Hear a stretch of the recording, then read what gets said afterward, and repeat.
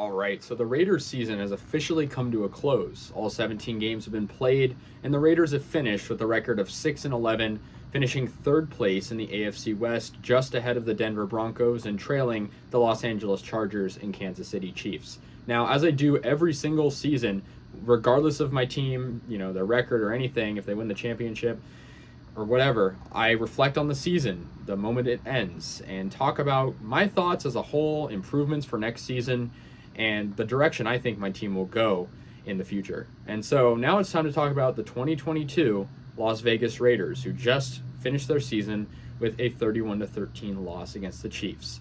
Now, to say that this Raiders season was a disappointment is a huge understatement. The Raiders were supposed to be, and I say supposed to sort of lightly just because you never know what's going to happen with the new season, right? Anything can happen, storylines, all these things can change, injuries and trades and all this. But the Raiders were supposed to be good, and some people were even pushing Super Bowl contender following the signing or the acquisition, the trade of Davante Adams to the Raiders. He was reuniting with college quarterback who he played with at Fresno State, Derek Carr, who of course is now an NFL vet, just like Adams. And, it just seemed like a good story. And Josh Jacobs expected to have a big year as well.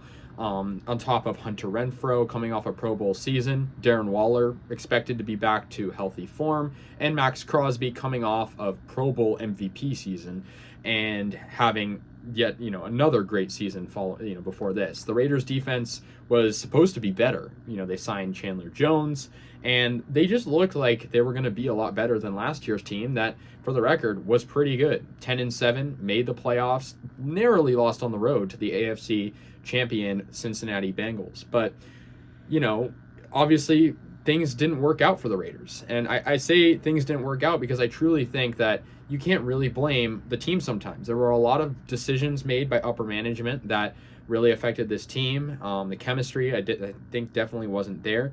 But the Raiders started the preseason, ironically, 4-0. And, I always hear the story. The winless Detroit Lions team of 2008 won every preseason game. So the preseason doesn't matter. But it was exciting to see the Raiders kind of have this new era with Josh McDaniels, who obviously I don't think had super high expectations going into the season, but it was a nice change of scenery. So I think for the Raiders, starting 4-0 in that preseason, really, I guess for the fans, got us more excited. And it was very much a false hope that I regret having. They played in the Hall of Fame game and destroyed the Jags. Jarrett Stidham, although, with foreshadowing a little bit, we didn't know he was going to play, eventually the final two games, but he looked good, and the Raiders did play some of their everyday players like Jacobs.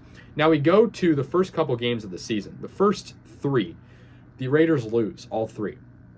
And they lose in heartbreaking fashion in every single one. They lose to the Chargers 24-19, a rivalry game. They lose to the Cardinals in a huge choke in overtime, 29-23. And then to the Titans, they blow the 2-point conversion and lose 24-22. So they start out 0-3. Then, all this criticism starting to come up about McDaniels, and I think rightfully so. McDaniels was the root of a lot of problems. He definitely made a lot of poor decisions. But some of the emerging stories were Davante Adams is a monster. He's playing great. He is definitely found a good place in Las Vegas. Now, of course, the Raiders weren't winning. He was frustrated, but he still was playing very well. Leading the league in receptions for a little while, leading the league in yards after week one. I think he had over 140 yards. And Josh Jacobs was looking good too. And so the Raiders were looking good.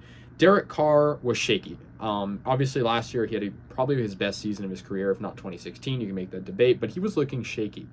Max Crosby was looking stellar. Waller and Renfrow would unfortunately get hurt pretty early in the season, and it kind of limited Derek Carr's targets. But I got to give credit where credit is due to Mac Hollins for kind of taking on a role as the wide receiver too. And Foster Moreau, I think, did a good job too as a backup tight end. So yeah, they start off 0-3, finally get a win against the Broncos, a team that also, like the Raiders, had high expectations and didn't live up to those expectations. The Raiders won by 9 points. Now, in the next week, it was a big statement game for the Raiders. They're playing on the road in Arrowhead Stadium against a rival Chiefs team, and the Raiders lose in, once again, heartbreaking fashion, 30-29, another game where they blew a lead. And at that point, I was thinking, my hope for this season is already kind of gone, and it's only been 5 games. not even a third of the way through the season yet. Now, the Raiders did beat the Texans very nicely next game, but it's the Texans, but then get shut out, not even scoring a single point or even making it past midfield against the New Orleans Saints, a team that had Andy Dalton playing quarterback. Then they lose to the Jaguars, who, obviously at the time did not think they would eventually win their division, but they did. And so, credit to them. They lose to the Colts, a team that had basically a coach that just got hired, Jeff Saturday, and really kind of just put a team together on that day and beat the Raiders.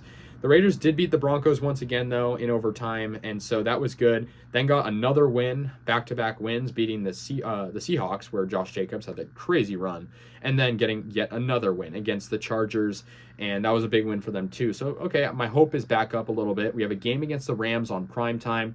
The Raiders look like they're going to win, but no. Baker Mayfield, 98-yard drive. And so it just really shows the frustration, losing to a first-day head coach and then losing to a quarterback who just arrived in LA and just signed with the team.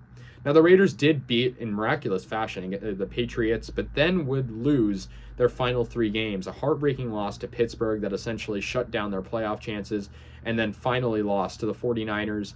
And that was in overtime, also a tough loss, a game where Niners fans just, flooded that stadium. And then the Chiefs game where I went and talked about that, and that was same story, and that was a blowout. So definitely disappointing. And so, of course, I am not going to leave it out. Right before that Niners game, the Raiders announced that they would be benching quarterback Derek Carr. And this was a really big headline. This was a really big story in the sports world. Derek Carr is pretty much universally considered a nice guy. He is, the people's quarterback. He cares about the fans. He cares about his teammates. And so I 100% respect that.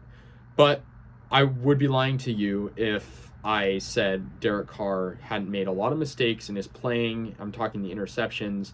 His pocket presence is, dare I say, terrible.